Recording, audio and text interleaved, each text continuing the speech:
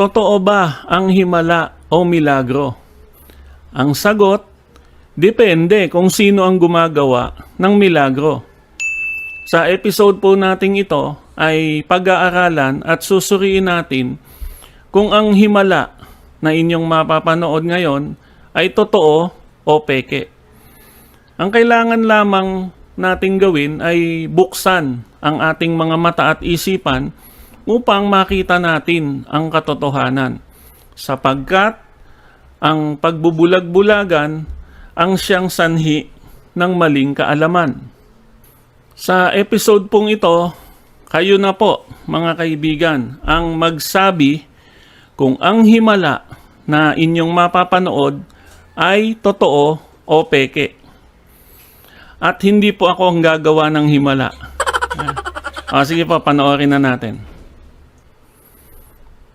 Ito pong sinasabing himala na ito ay pagsasayaw daw ng Santo Niño. Yung imahe ng Santo Niño ay nagsasayaw daw po. At ito po ay nangyari dito sa Pilipinas, particularly sa Barangay Tanza sa Malabon City, kung tama po ang aking pagkaalala. So ito po, tingnan natin.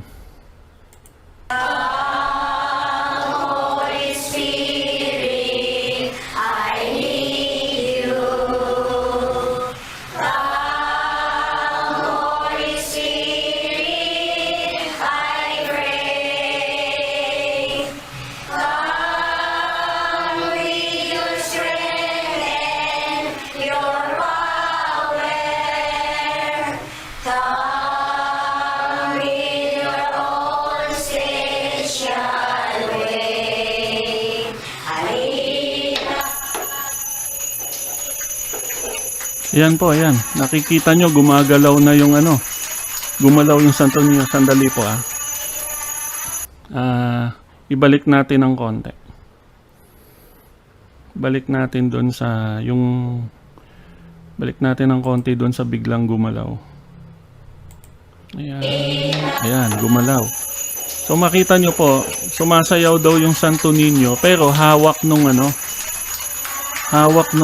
lalaki. Okay. Sinalo. Sinalo na naman. Sinalo. Okay, hinaharangan, sinasalo nung kamay. Yung isang daliri nakatukod doon sa likod. Ayan, hinaharangan, sinasalo nung kamay. Nakikita nyo naman po siguro mga kaibigan, Okay. Sige, umuuga. Pero, yon, yung isang daliri, yung index finger, nakita nyo? Okay, tapos na.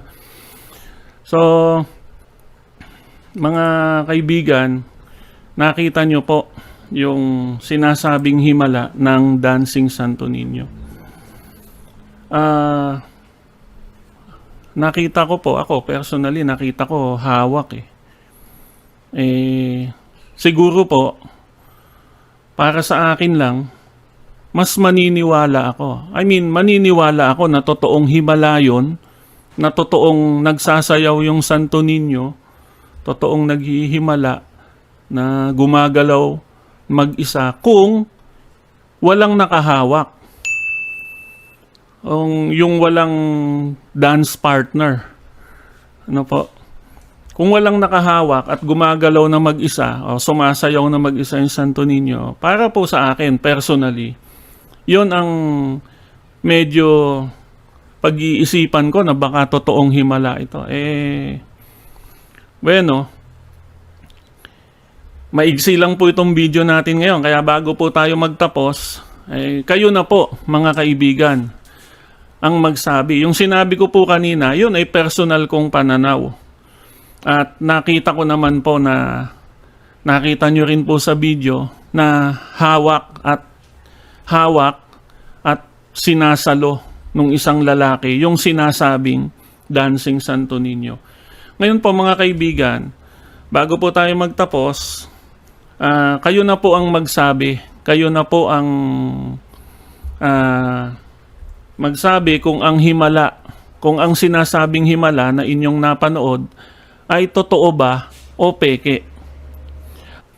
So maraming salamat po at kita-kita po tayo muli sa susunod.